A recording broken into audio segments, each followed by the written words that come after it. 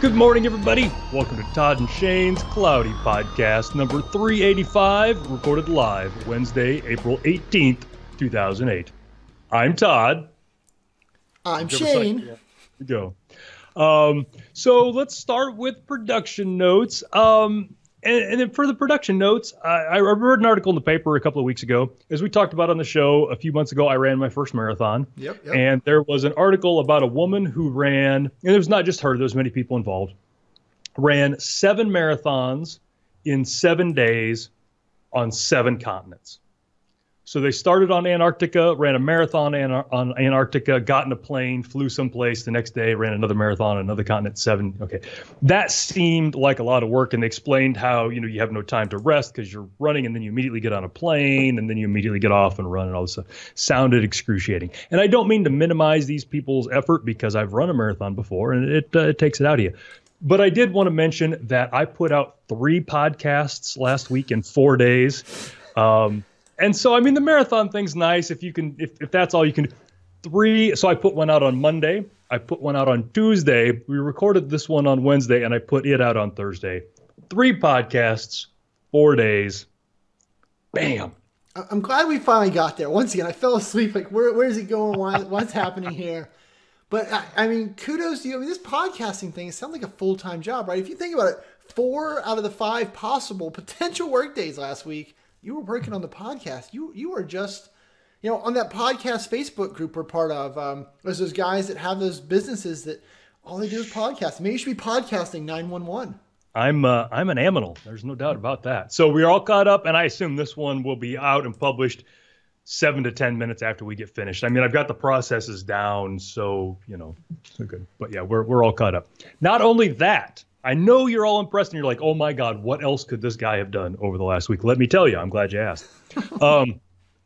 When I moved my blog here a few months ago, I lamented that I lost the favicon, the little thing that shows up in your browser. When I moved platforms a few months ago, I was going through some backups and I found it. So the favicon is back now on my blog. So if you go there, you'll see the little Trans Am Firebird up in the corner now. And I backed that up a couple of other places now. So it's safe and sound. While I was there, I went out to YouTube and I changed the logo for the Netcast or the podcast channel. So it used to be my face, and now it is the blue background, like the beginning of the podcast, your ugly face, my handsome face. So that shows up in YouTube now when you look at the stream. And I thought I also changed the podcast stream to that picture. In the RSS feed, you define that. But none of my podcast apps have picked that up yet. So I'm curious if anybody else sees that. If they see the old picture that's been there for the last 20 years, or if they see the new one with the blue background. I'm curious what people see. Oh, speaking of that, because I went to look, and because you told me to check, and I was like, wait a minute, my favorite place to do this is on TuneIn, right? Because that's what the Tesla has built into it. Yep. If you heard I have a Tesla. Sorry, you're breaking up. I missed that. But we're not on TuneIn, so we need to get on there so that way I can have our faces in my car. Yeah, so part of the reason we looked at this a few months ago, we're also not on Google Play, I think. Part of it was our title page was not high enough resolution because, again, I made it 30 years ago when I was in 7th grade. And so the resolution was really bad. And so now that we've got a newer one, we should resubmit to that. But I agree with that. And I didn't have this in the notes, but I suppose we'll mention it now. I reserved a Model 3 Tesla right before they went live with that in 2016. You remember 2016, dinosaurs roamed the earth. We had the fire and we had the wheel. Put my $1,000 down. My reservation came up last week. Exciting. Yeah, like Thursday. So I could go in and deck out my new Model 3 Tesla. But for those of you that are following it, the only Model 3 Teslas you can get right now are rear-wheel drive. And so I decided I did not want to get a rear-wheel drive. And I've had so much fun waiting for my Tesla for the last 2 years. I'm like, I don't want to give all this up. I want to wait another 8 months. So I went in and deferred my thing for the all-wheel drive and then started seeing news stories about how Elon says they're shutting down the Model 3 production for a week to retool some stuff. So my wait is going to get that much longer. So there we have it. Congratulations on the Tesla. Congratulations on choosing the D, right? Because I know yesterday you wanted more feedback, and I just ran out of time to kind of chat with you. So I'm glad you made the proper decision. And those of you that don't know, so the reason that I was so adamant for the D, well, one, both Todd and I live in Arctic environments where it's still snowing in mid-April. There's snow outside my window right now. We're supposed to get more tonight. Yeah. So we had snow on the porch yesterday morning. It's supposed to be 66 here today, though. So I don't try to understand. So snow is one reason I wanted Todd to get the D. But the other one is, in the Tesla line, right, in the Tesla family, the Ds are always faster because, you got the two dual motors. So basically you get the same motor in the rear, and then you get an additional motor up front. So you get more horsepower, more speed. Todd's like, well, I'm not really hot riding around as much as I used to be. He's wrecked enough Vipers in his day. He doesn't need to wreck anything else. Exactly. I'm sure we've told that story along the way. Yeah. But the D, the other really cool thing about it is it's just so planted, right? Because the Tesla's being electric, and it's 100% torque. I mean, it's 1,000% torque. That's all the car is torque. And so with the dual models, I mean, you hit the gas, and when you're in the all-wheel drive one, it just pulls you and grips you and rips you out of your seat like no other. So even though he didn't really care about that, have driven. Go ahead. A D word of the dual motors for so long. I don't think I could ever give that experience up again, even if I didn't really care about the hot rodding. It is just such an amazing feeling, the way that it just goes. It does suck you into the seat. So I will say all the things that Shane said are correct, but I will counter with, I've actually driven a Model 3 that is rear-wheel drive only, and absolutely floored it to see what the acceleration was like, and it was fine. I would have been completely happy with that performance. The dual motor stuff is absolutely better. When I first the first time I ever drove a Tesla, it was a performance Model D, P85D here a few years ago. The sales guy made me floor it, and I legitimately thought I was going to lose consciousness. I'm like when I was doing martial arts 10 years ago, I'd get choked out all the time because I was never any good. And there's a very specific sequence of events that happens when you lose consciousness because of a blood choke. Yeah, I mean, it is. I felt like that was happening. Like, I legitimately was concerned about being able to maintain control of the vehicle because I thought I was going to lose my arm. I mean, that is how strong. I can't explain how crazy that acceleration is. So it's absolutely correct. And think about the 100 DL is a whole second faster than that 85 D that you rode, or PD you rode. I can't even begin to imagine. So, yeah. So I've decided that, maybe this is one of these things where the anticipation for the Tesla will be greater than the actual getting of it itself, because I've been milking this now for 2.5 years. But yeah, I did put that on the back burner. So Mark in the chat room asked if they provide G suits. It's almost that bad. It is all like it is. And the other thing that's funny about it is there's no sound.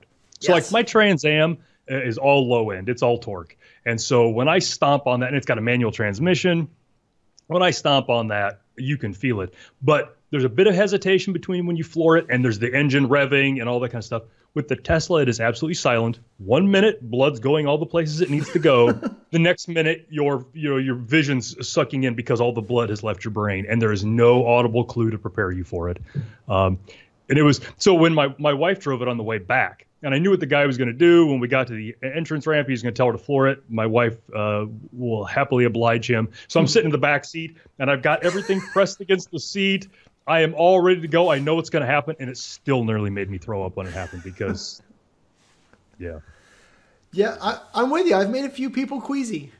I mean, and so I asked our friend Andrew Connell about that because he had one, and I'm like, "Do you ever get used to that?" He's like, absolutely, because once you get a Tesla, you drive like that every single day. He's like, that is just how you do it.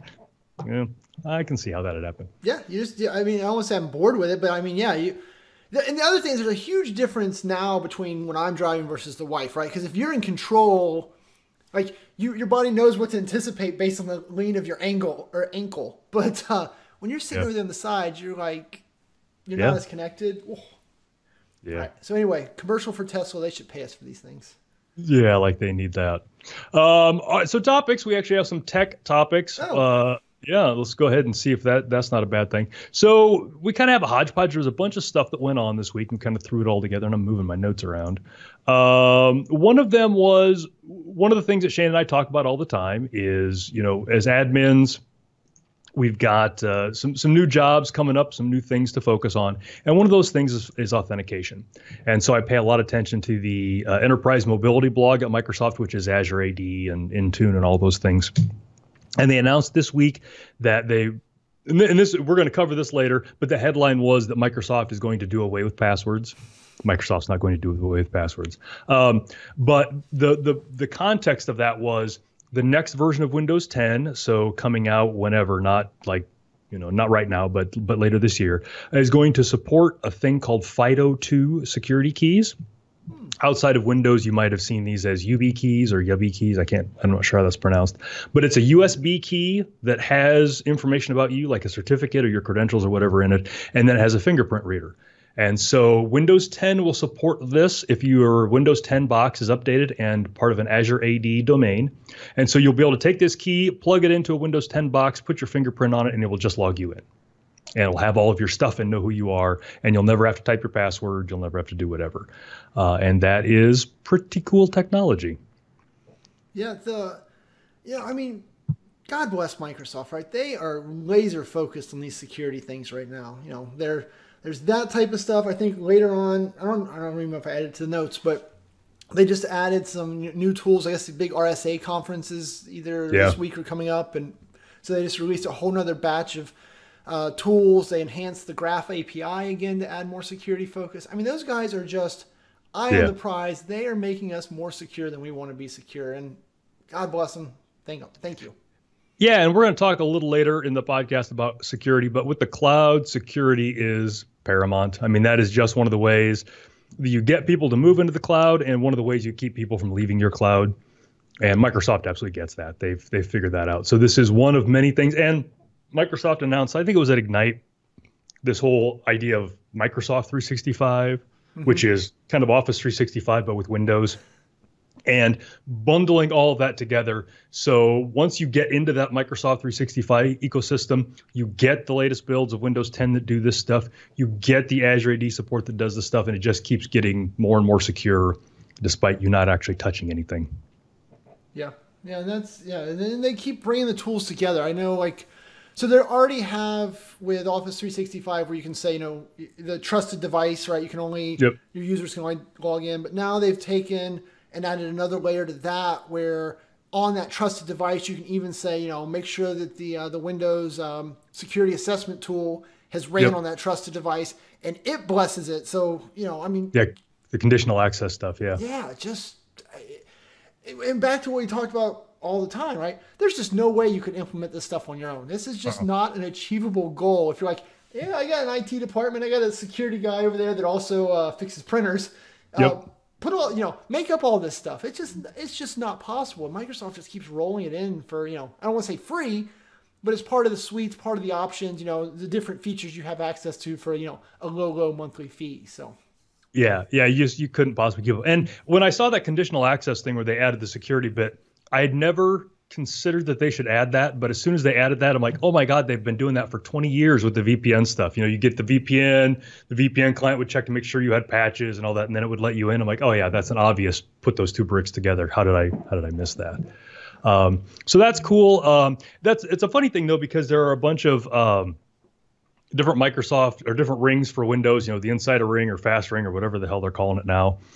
They released one of the rings, or maybe the RTM of Redstone 4, which was also called the Spring Creators Update, and then they yanked it because there were some problems with it.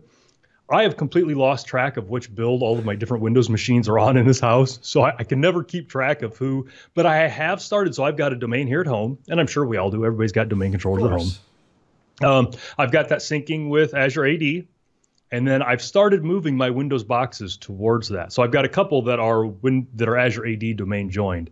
So I need to play with some of this stuff. I need to get one of those keys and try that login stuff. Very cool. I'm definitely with you on what ring am I in, between the devices and the Office 365s. And I have the glorious, feature here where I probably have 7 different Office 365 accounts. You know, I mean, in 4 or 5 of them I would consider production, you know, and then a couple of demo ones. I get really confused sometimes who I'm logging into. It is a gigantic mess. I will say it is currently a mess, but it is less messy than it was even 6 months ago. Microsoft has finally gotten around to working things into place, so it's easier to switch between tenants and all that. Yeah, I would really love if they, you know, I don't know if you have multiple Google accounts, right? But Google, I feel like, does the best job of that today, where I can be like, right now I'm Google this Shane, now I want to be Google Power Apps 911, just a flip, and then the whole YouTube experience switches to whoever I logged in as. Yeah, so this podcast is a perfect example. Yeah. Yeah, and so that's actually why I changed the podcast logo, because, in every Google property, if you want to switch accounts, you just go up to the thing and switch accounts. And my personal account had a picture of me, and the podcast account had a picture of me, and it was not as quick to determine which one was which. So I changed the podcast account to be the blue background with us, so it was easier for me to tell which one of those I was logged in as. Are you obsessed with pictures of you? They're not bad. I'll be honest. You know, it's funny, we're on that podcasting thing, and people often complain, well, I record this podcast and I hate the sound of my own voice. And I'm like, you know, I've been doing this so long, I don't mind the sound of my own voice. It doesn't bother me at all. When I go through and edit these podcasts, I don't even bother me anymore. Well, so that jumps us way to the bottom, but I will kind of segue there. You know, so you did another video this week. You did the creating 80 users from template for PowerShell, right? Yep. And so with all YouTube's changes, what we've been doing is the videos that, you know, like that, the highly technical PowerShell videos such that Todd wants to make, we're putting them on my channel because I have a very large subscriber base. I know. And YouTube lets us monetize it so we can make a few bucks off of all these people that are enjoying it, which has been working out great. Yep. But kind of part of how that's working is, you know, Todd will go make the video, you know, we'll work together on kind of the script or, you know, the overall what we want to do. Todd makes it, I get it, and then I have to take it and kind of chop it up into the format that I want. And I watch the whole thing so I can make sure, you know, I pull out any extra loading times, any pauses, all that really painful stuff that I do on all the videos that no one appreciates or has any idea happens. But, you know, so I've done this for 80 videos for myself. I've gotten used to every verbal tick, every twinge, every this and that. But now staring at Todd, watching his verbal tics, which I've done for years anyway, but I'm becoming even more focused. So like now in my head, I just know way too much about when Todd's eyebrow is pointed in this direction, what he's going to do next with his nose. And it is way too much information about Todd's face that I don't want in my head that there's no way to get rid of. It is tough. So yeah, I mean, I've done the same thing with my videos and audio, and I've noticed what I hope is every verbal tick that I have, and it's annoying.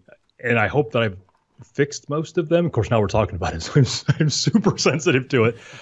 Yes, every little time I smack my lips when I'm not supposed to, every time I say or and when I'm buying time in my head, all of those things, you could become very aware of those. That's annoying. Yes. Yeah. Well.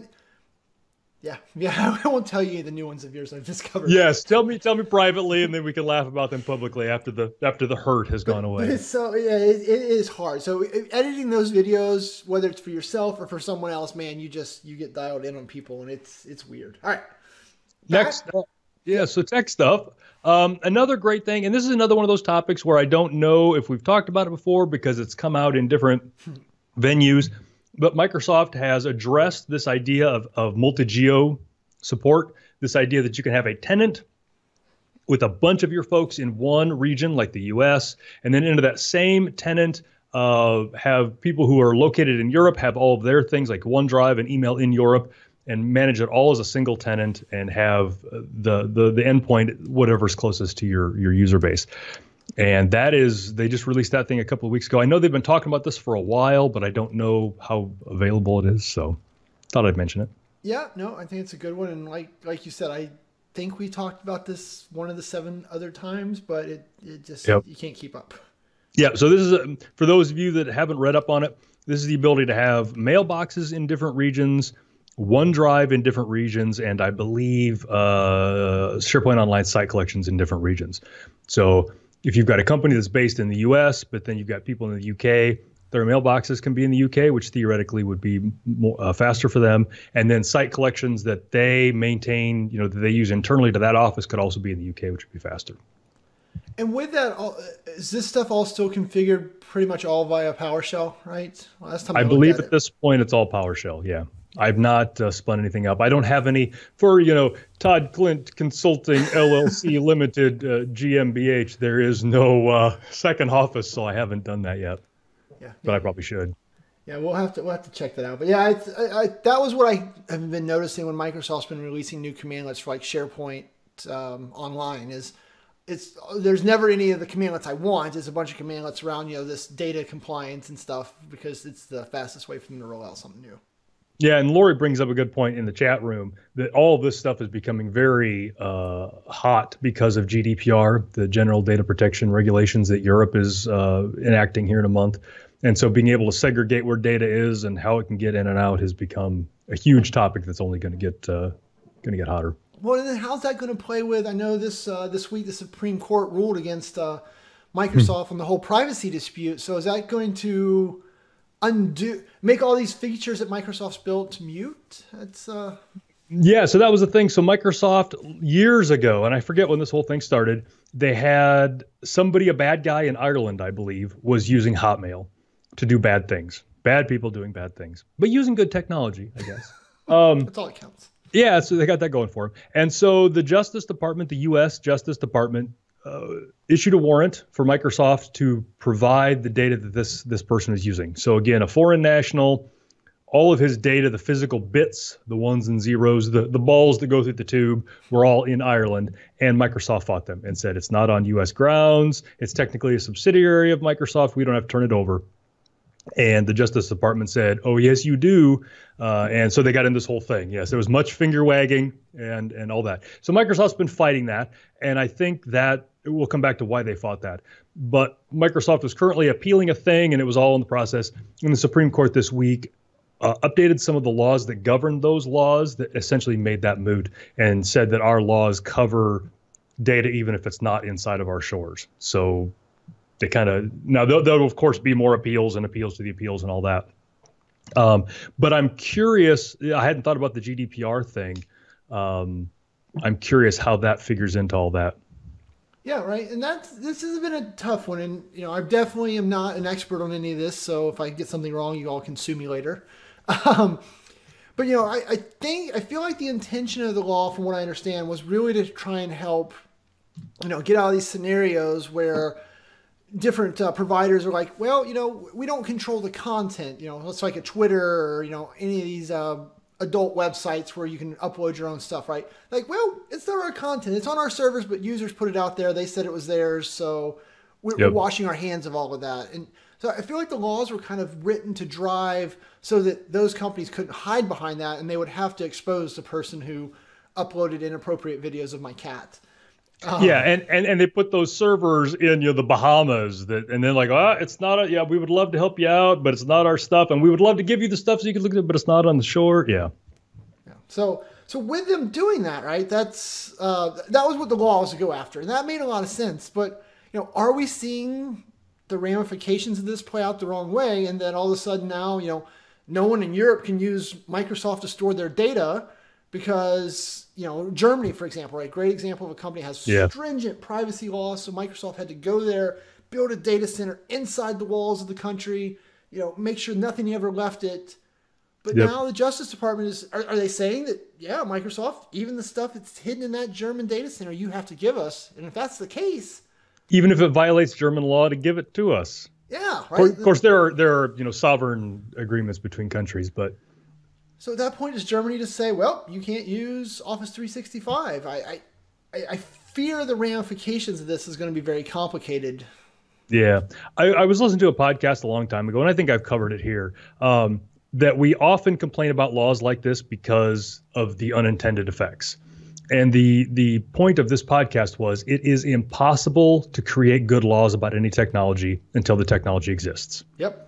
And so I think we're at that uncomfortable stage right now where the prevalence of cloud data is so new that the laws haven't caught up. And honestly, as much as we love to complain about the politicians, there's no way it could have caught up. There's no way they could have done this better. And the example the guy gave in the podcast was create all the laws around time travel right now. And without having it out there and without seeing how people abuse it, you just can't. And so I think we're in that spot now where we're seeing them try to catch up with that. The other thing, and I talked about this a little bit in the previous one, is I think Microsoft's protesting on this is a bit self-centered. Because they know that everybody's worried about security in the cloud, and they're worried about it from bad guys and good guys. And so Microsoft needs to look like they're fighting this tooth and nail every step of the way so that people are like, Microsoft's just going to roll over. So I see a lot of angles to this.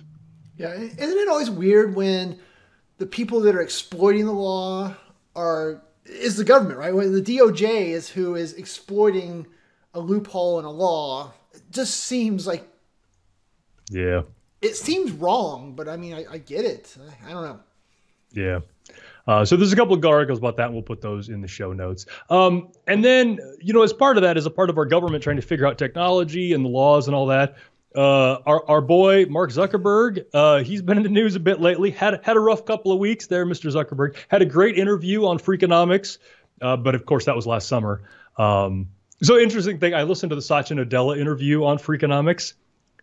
Very obviously recorded either at Ignite or immediately, the week of Ignite, either in Atlanta or wherever, because he kept making mention to this week at a big tech conference. But yeah, Zuckerberg has had a rough couple of weeks talking to the government. And so we've got a couple things to talk about. One thing I wanted to talk about is I've heard some people discussing, because it's been all over the news, you can't not discuss it, and saying things like, well, doesn't our government have anything better to do than talk about Facebook?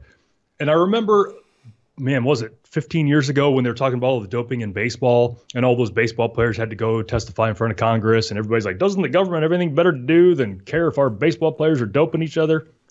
The funny thing about that is if you read the context of that, that is how bills get started. That is a prescribed part of the legal process. When something comes up, like this privacy thing with Facebook, or the government has to decide, is this something we care about enough to write a law about? And these government hearings are how that process starts.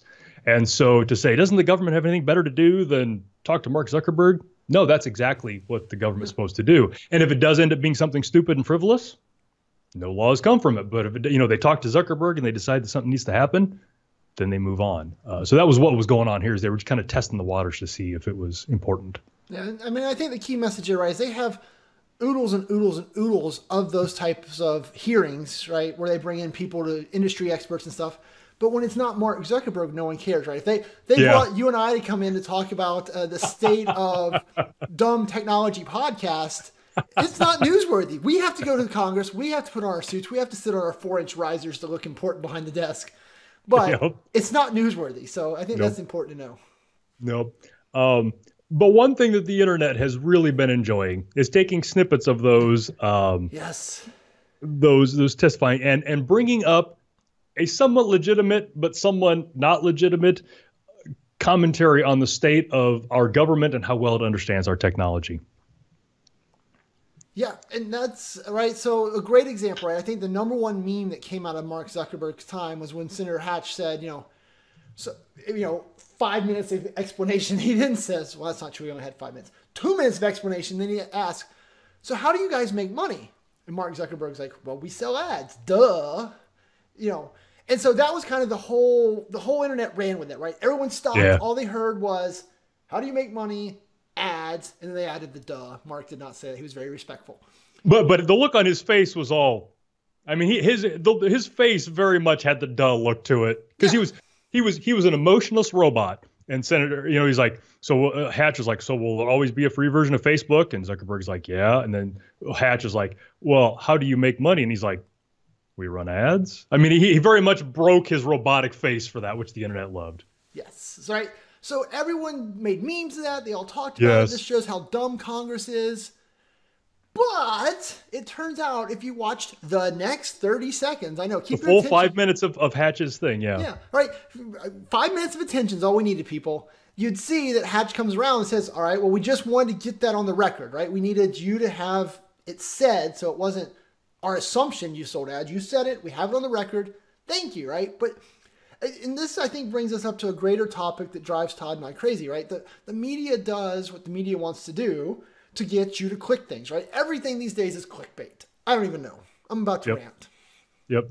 Before we do, I want to talk about the Hatch thing. Okay. So yeah, if you watch the entire 5-minute thing, like Shane said, Hatch is very much laying down his argument that, so Zuckerberg says there will always be a free version of Facebook. It's important to get as many people on so that they can collaborate and communicate. So there will always be a free version. Hatch says, well, how do you do a free version? How do you make money? Zuckerberg says we do ads. And then Hatch is like, yes. And so here's the thing. There's no such thing as a free lunch. So people need to understand if you're getting Facebook for free, Facebook is extracting value from you in some other way. It's ads, it's this Cambridge Analytica stuff. But yes, it wasn't like when Zuckerberg said that, Hatch is like, oh.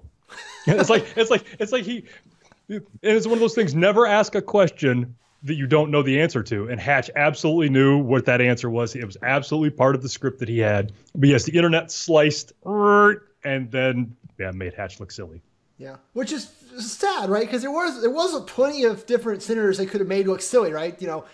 When I send a WhatsApp, where goes my email? When I send an email through WhatsApp, yeah. Yeah, right. There was plenty of those type of I have no idea what I'm even saying questions, which is go make fun of those. But I don't know. I can't stand that. Let's grab 7 seconds, take those words, trim out everything else, and just tell the story and make that the whole headline instead of context. Turns out we need context to actually make good decisions.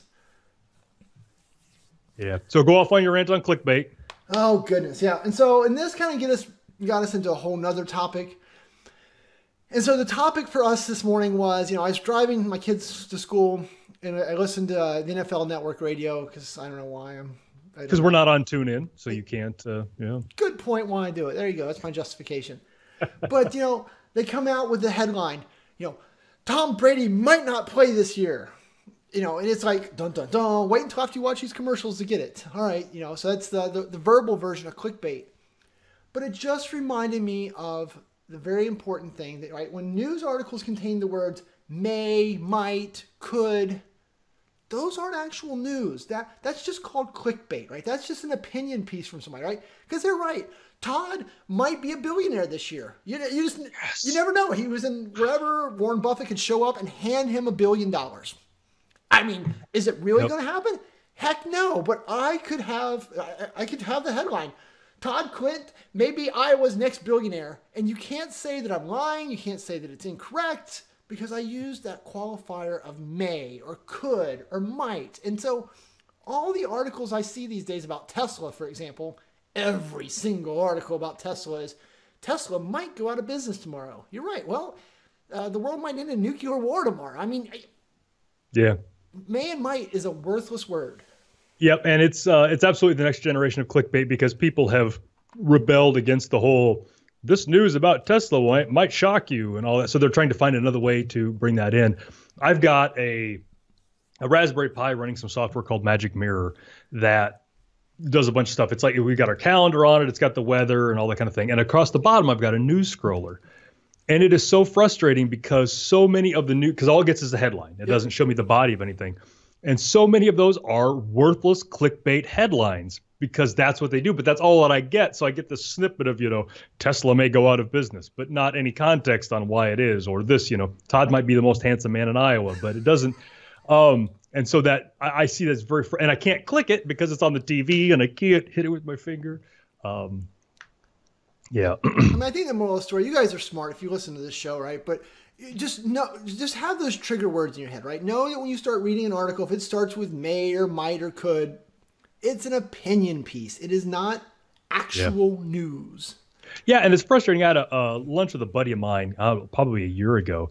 Smart guy, well-educated, very good at what he does. I mean, and he's got a white-collar career, but he was completely ignorant about anything going on in our political system, despite the fact that there's a ton of stuff going on.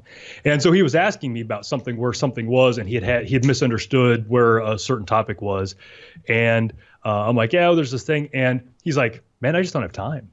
He's got like 5 kids and he, coaches his son's baseball team and his daughter's whatever. And he works a bunch and he just doesn't have time to filter through all the crap. Like he just doesn't have time to spend 10 minutes dissecting every article that he sees everywhere to define, what's clickbait, what the bias is for the person who wrote that, and look at their sources. He just doesn't have time.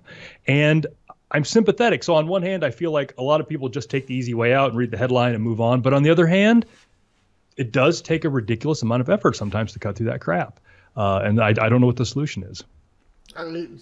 Yeah, I mean, that's what it boils down to, is there's not a solid solution, right? You have to, other than consume as much information as you can, which takes time. Yeah. I forgot I had a note in here. One of the things about the Senator Hatch thing is when those bits were going around, everybody's like, oh, these old dudes that don't understand, you don't email from WhatsApp, are the ones writing our laws and all that. Last year I read Al Franken's book, Al Franken, Giant of the Senate or whatever. And it was a really great book. So I caution anybody, if you don't find Al Franken funny or don't like his politics, don't read the book, because it's all very much about him. But he does an amazing job of explaining how the political system works. And I learned so much about how the campaigning works and filing for office and all that kind of stuff. But one of the things that he talked about was how laws and bills are actually written. And they are not written by politicians. So when you see, Sarbanes-Oxley, Sarbanes and Oxley did not write the Sarbanes-Oxley law. And it's not written by their staff. So people that are paid by Sarbanes and Oxley did not write that. The people that actually write the laws are a nonpartisan group of lawyers that work for the government. And they are, I assume, younger 20, 30-ish-year-old folks. And so the politicians kind of put down the things that they want their law to cover and the aspects of it, and then they give it to this group to write it. And this group writes it in a way that makes it actually legal, because that's their job. And then they push it back to the whatever. So the thing about that is, even if Orrin Hatch had no idea what a Facebook was or that ads existed, there are a bunch of steps in place to keep him from being able to put in a law that was blatantly ridiculous. And Mark Chrisman brings up a good point in the chat room, and something that Shane and I were talking about before the show. A lot of the times those bullet points that politicians want hit are dictated to them by lobbyists. But again, there are some speed bumps and checks and balances to keep egregiously illegal and ridiculous things out of the laws, because they are written by another group of people who that's their only job. Yeah. So. No, it's a great random nugget. Helps my own trivia night one day, maybe. And it was funny because I read that when we were on a trip, and one of the people on the group with us was a lobbyist. And I'm like, oh, I read this book. Is this really how this works? And she's like, yeah, really how this works. I'm like, yeah, I read this Al Franken book. She's like, I hate that guy. He's horrible. It was funny. She said that he was impossible to get any time with. He just, yeah, it was funny. That conversation went from yay to boo really, really quick. Yeah, that's mean old Al Franken. There you go. All right, we are running out of time quickly. As always, 2 hours ago, we had nothing to talk about. Now we're running out of time. A quick one, because this was just funny. Cisco bought WebEx a while back, and they had a collaboration software called Cisco Spark, and they renamed it to Cisco WebEx Teams. So Microsoft's policy of giving generic names to products like Power Apps and Flow and all that, it's worked out. Now Cisco has named their collaboration product after Microsoft's collaboration product, Teams. So well done there. I got nothing. So real quick, I wanted to jump in. So remember I had the problems with my keyboard with Windows 10 when the Fall Creator update came out. My wireless USB. Oh yeah. Yep. Stopped working. Mm-hmm. So I was doing some other stuff. I cleaned my office on Saturday, and so I decided to try the old wireless keyboard again. Guess what? They fixed whatever it is. It now works. But with this, it's like, you know me. With my fancy, right, I have the VariDesk that goes up and down, and so with the VariDesk, it's right here in front of me. Clearly, the computers. Yep. I mean, I could touch the computer if I really tried. I know where this is going. This is awesome. So when I type on the keyboard, it misses like every other character. That is awesome. Infuriates me to no end. So I thought the keyboard was terrible. I'm like, this is just junk. So I went shopping for keyboards, which we're going to come back to in a minute. But then I finally said, you know what? I'm going to take a USB extension cable and run it to the keyboard, right? Because my wireless keyboard needs a cable ran to as close to it as possible. I like that. Yes. So the good news is that absolutely fixed the problem. So that's I love it. You put an extension cord on your cordless keyboard. Yes. So what I've done now? Shut up! I hate you. So what I'm gonna do is I ordered a 4-port Anchor USB hub. I'm gonna mount it right here. There's like a shelf on the desk, so I can then plug the adapter in right here. But then that way I've got quit laughing at me. I've got USB access from my desk, and my wireless keyboard will work because the adapter will be like 4 inches away. So, folks, in the notes, I had no idea. All that topic said was my keyboard woes. I had no idea that he was. And it's like this thing, you've got this keyboard. If only they had a keyboard that had a cord that just connected directly to the computer, so you didn't have to worry about this. Man, if only. Why has nobody thought of that yet? This keyboard is supposed to work from like 30 feet away, but apparently the way that the cutout is for the keyboard on this desk, it just doesn't let wireless signals in here. Or there's noise from something, or yeah, that is awesome. I had no idea that was what that story was. There you go. Well, so before I came to this awesome solution for running a wire for my wireless keyboard, I was trying to buy a new keyboard, right? Because one of the things I wanted was a quieter keyboard. You and I were talking about noisy keyboards, and this wireless one is super quiet. The mouse is really loud, which is dumb, right? They make the super quiet keyboard comes with a super loud mouse. Don't ask. So I was shopping, and I found these ones that had on Amazon and stuff that had these great reviews. Like, man, this keyboard is everything you want in a bag of chips, and it's like $12. I'm like, that seems like something to try. But then I was like, wait a minute, that comes from a company called, I'm not going to make fun of the company, Lobo blah blah blah. And so I look, and it's coming straight from China, and I'm like, I can't do it. My keyboard knows everything. I could not bring myself to buy a keyboard that doesn't come from Microsoft or Logitech because I just don't trust them. I felt like a bad human being, but I just will not buy a keyboard from some random company in China, no matter how highly rated it is, because it knows everything. I don't know. Tell me I'm bad. Well, you're bad. And so I see your point, and that you've got a ton of data points to back up your position. But I think we all know that Logitech and Microsoft keyboards are manufactured in China. True. Yes. Probably right next to crazy Juan's $12 keyboard. But I'm curious how even somebody as technically savvy, and I say that nearly ironically, as us, would be able to verify like there were keyboard loggers or something going on. Like how would we even check that? Yeah, right. I mean, you would have, or if it's got malware on it or something. Yeah. Right. I mean, I guess you'd have to have something between your computer and the internet, and then you'd have to decrypt every single packet that went out for, months at a time, right? Because I mean, if you're going to really put a keyboard logger on here and you didn't want to get caught, you wouldn't stream it. You'd, bundle it and send it once a month at, 2:17 on a Tuesday. Yeah. And so right now I'm really thinking like a bad guy.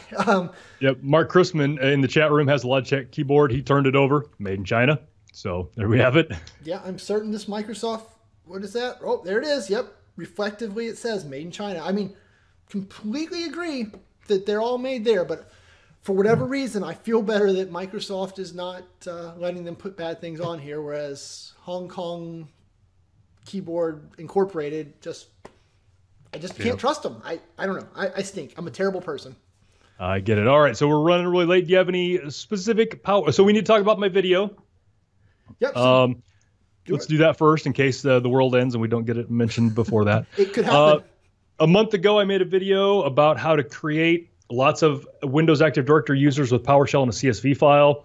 It was heralded. Everybody loved it. But one of the people who loved it said, that's great, but I want to know how to do that with and copy an existing user, like a template user. Yep. So I made another video for that. So if you're missing Todd talking about PowerShell, go out to Shane's channel, Shane Youngcloud, and or the link will be below in the show notes, and see that. And I talk about how to copy an existing user and how to copy an existing user's group memberships. So if you've got a bunch of group AD groups for people in specific offices or specific areas of a company, you can do that too. Very cool. Yeah, it was a good video. I had to watch it. You didn't mess up, so good job. Despite all my verbal and physical tics. Yep, which I'm not going to tell you, actually, because I don't want to mess with your head, but I now know them. Yep. So I did a couple videos, but I thought the one that was most interesting was I did one on getting started with Azure SQL Database as a Service. Oh, yeah. And so it takes you from everything from logging into the Azure portal, getting signed up to have access to Azure Database as a Service, and then kind of what all the options mean. So to get that first database made, then I show you how to use SSMS, SQL Server Management Studio, to connect to it, deal with the firewall issues. Then I show you how to take data in Excel, because that's what most of my users have, and how to use the import wizard to get that into your database so it builds the data structure, how to put a primary key on because we need one of those. And finally, right, because that was the bulk of what I wanted. Yep. Then at the end I say, okay, then here's how you connect Power Apps to that. But as we do more with Power Apps, I feel like that I need to get more people building them in SQL. So I feel like I needed to make here's how to get started with SQL video. And I don't know. Yep, that is a good one. Yep. And I also built a Power Apps quiz app in a different video, but not nearly as exciting. So. Yep. Okay, so let's spend a couple of minutes talking about the community events going on that we know about. Again, if you want us to talk about your community event, reach out to us on Twitter, email, however. Daniel Glenn and his fellow Tennesseans are having Cloud Friday Nashville May 4th, SharePoint Saturday Nashville May 5th, so go check those out. SharePoint Saturday Montreal is June 2nd, and our own Daniel Christian is having SharePoint Saturday Charlotte August 11th, so go down there and hit those things. Very cool. And finally, for self-promotion, Shane and I in a month will be heading to SharePoint Conference North America. I can't believe it's only a month away. So go to SharePoint Conference NA, sign up for that. It is May 21st through the 23rd. Big news released yesterday. This news is hot off the press, less than 24 hours old. They have announced what the big attendee party will be. Shane, tell the nice folks what they're waiting for. The Love Shack is a little old place where we can get together. I'm a bad singer. It'll be the B-52s, not me. Yes. Fortunately for us, it won't be Shane slaughtering the B-52 songs. It will be the actual B-52s. And the funny thing about that is I saw them at a Microsoft event like 15 years ago, like a MEC in Atlanta or something like that. Oh, wow. It was, so they will be there for the attendee party. That will be fun for everybody our age. We saw them in the 90s and it was great. Yeah. And when you cut out the video where I just saying, 'cause I don't think anyone needed that. I can't promise that. But Shane and I will also be doing an Administrator's Day Camp on Thursday. And if you have not signed up for SharePoint Conference North America yet, since I'm the guy talking, you should use the referral code CLINT, KLINDT. I'll let it be. Yep. So the registration is looking good on that. We've got a lot of folks in our Administrators Day Camp, so that's going to be a good time for everybody. We'll also be doing the podcast live there. I just blogged. Oh man, I can't believe I forgot this. I blogged my schedule as I know it this week. And so if you want to hook up, for sure, if you're going to be at the SharePoint conference, if you don't come find me, I will be personally offended. But we're going to be doing the podcast live on Wednesday morning at 10, and then we'll have some get together for the hooligans there while we're a lunch or breakfast or something. But we've got a couple early morning sessions, so we'll have to see. Very cool. I'm very excited to get that up and done, and really just get back. Right, I'm imagining the energy is going to be kind of the thing where you're going to leave the event just electrified and charged and ready to go do SharePointy stuff again. So yep, and exhausted at the same time. Yes, energized and exhausted. And then in August, SP TechCon Boston, Shane and I will be there in all of our glory. We haven't got all the details about when and what and all that, but we will be there. Go to sptechcon.com, sign up for that. That is August 26th through the 29th. Yep, you can come do the all-day Power Apps there we go. thing with us. Can't wait for that. So that will be fun. So thanks everybody for sticking around for the end of the podcast. If you've made it this far, we appreciate it. If you want to reach out to us, I'm on Twitter at Todd Clint. You can email me todd@toddclint.com. Shane, if somebody wants to reach you, what do they do? Shane at PowerApps911 or tweet me at Shane's Cows. I always like tweets. They're always fun. Tweets are fun. So thanks everybody. Chat room will stick around for a while. Everybody else, we will see you next week. Toodles.